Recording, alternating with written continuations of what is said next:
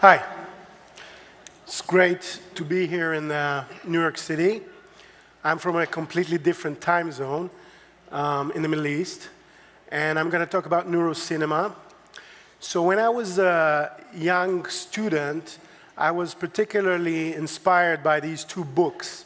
So on the left is Janet Murray. She asked, what would it be like? Can we have Hamlet on the holodeck? Can we have an artistic masterpiece on future video game, virtual reality technologies?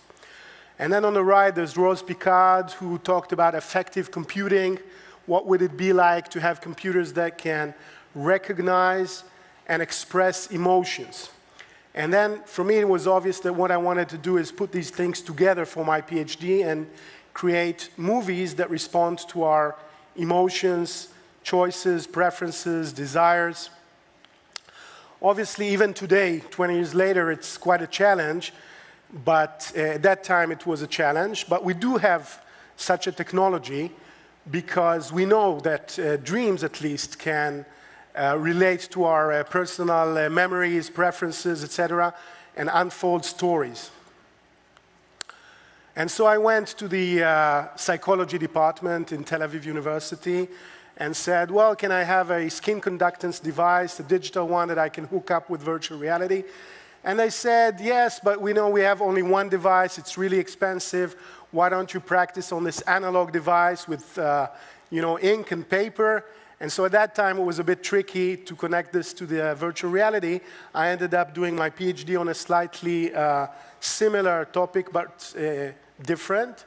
But then, a few years later, I was fortunate to do a postdoc in London working with Mel Slater, by far one of the most interesting scientists doing virtual reality. And we had a lab with all the equipment, and we were able to do several projects, especially some in-between projects. So this is an example of a collaboration with an art student, Kana Suji from the Slade School of Arts. And she had this project called Dream Products, where she would buy your dreams. So she'd give you £1, and in return, she has the royalty for the stories that you dream at night. She models the best in a virtual environment. And we hooked up to do what we call Super Dream City, which was an immersive virtual reality experience in the cave. This is a stereoscopic projection on the 3 walls and the floor. And this was, you were floating inside the best of Kana's dreams based on your skin conductance, which is a measurement of stress, arousal. So this worked as an amplifier. Essentially, if you came with a relaxed state, then our system would try to amplify that state and take you to the more relaxed dreams. This is the example on the left, for example, using tranquil trajectories flying around the dreams. If you were more agitated, stressed, it would take you to the annoying dreams, maybe on the right. This was an industrial zone with very annoying sounds. And so we also tested scientifically whether you can take people and lead them to 2 different physiological trajectories. And my favorite was actually these broccolis. To be honest, I don't remember by now if these were positive or negative, but it was an amazing experience to fly in between the folds of these broccolis. And incidentally, I was surprised recently to see that, this movie Inside Out. So they also had dreams about broccolis. I'm not sure what it is about broccolis and dreams. Definitely a question for future research. Anyway, so we were able to do even more than that by teaming up with Gerd Furcheler, one of the leaders who came up with one of the more interesting paradigms in brain-computer interface. And this is work with Robert Lieb, his student at the time, based on motor imagery. So you imagine your hands or your feet, and we can detect that. So in brain-computer interface, the idea is simple. We use a bunch of technologies, signal processing, machine learning, to try to extract some information from your brain signals and in real time. It is limited, but we can do that. And it's very far from mind reading or thought reading, but we can extract some thoughts or mental patterns, distinguish between them.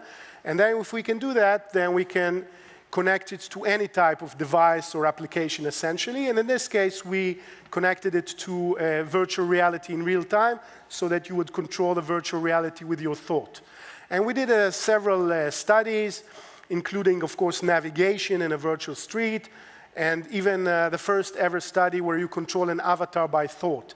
So you imagine your hand and your avatar waves their hand. You imagine your feet, the avatar starts walking, stuff like that. This raises, of course, many scientific questions and also has useful applications, such as, for example, a tetraplegic patient, Thomas, was able to perform tasks, a simple task, but with very high accuracy in the cave using his thought alone. Now, this was all based on EEG. EEG are these electrodes that you place on the scalp, and these are subject to what we call the very low signal-to-noise ratio, very noisy signals. And more recently, I was fortunate to collaborate with Professor Rafi Malach from the Weizmann Institute, who has access to an fMRI scanner, and this is work led by my student Ori Cohen. So here's an example. So you are in the fMRI scanner, and you see your avatar, jump out of the fMRI scanner and start exploring the world. And this is, you are controlling this avatar by thought. In this case, the avatar goes and, explores this tropical island. And again, using the superior spatial resolution of the fMRI, we were able to do more intricate tasks than you can do with EEG. As another example, controlling a humanoid robot. This is in collaboration with Abdel Khedar's group in Montpellier in France. So in this case, the subject is in Israel. The brain scan takes place in Israel, and controlling the humanoid robot by thought, and the body or the humanoid robot is in France. And you have to perform simple tasks such as, again, navigating and maybe finding this red kettle that you see in the middle, which we hide in the room. So all this is possible. But then the question is, can we also have these more implicit, subliminal control of virtual reality or content experiences? So this is work by student Jonathan Giron in collaboration with artist Miri Segal. And what we did in this project is people basically, we turn off the light, there's music, so you kind of find yourself in a deep space with stars moving at you. And some of these stars respond to your brainwaves, respond to your preferences. So the system knows which star you prefer, and in that case, the star could start moving, and if you attend to it for long enough, it would kind of explode in a nice way in your face. And this actually worked so well, it worked so robustly, even with EEG, because it's based on an effect called SSVP, Steady State Visually Evoked Potential. Anyway, the idea is that this works so well that we could allow people to perform this task unconsciously. That is, we told them that they see a movie of stars in space, and without knowing it, they were controlling the stars in the application.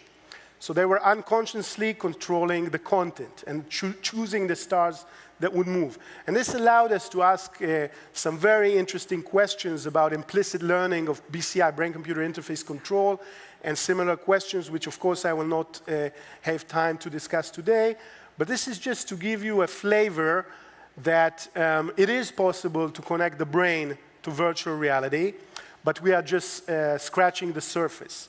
I think there's much more to do.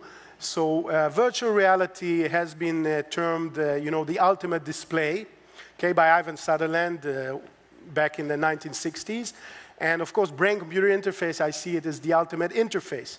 So I think bringing them together, controlling the virtual world by thought is still a very interesting challenge. And now it's an exciting time for us because with the proliferation of virtual reality consumer devices, there's so many amazing content people, filmmakers, animators that we can collaborate with and figure out this whole new challenges in what I call these dream machines or neurocinema machines. Thank you very much.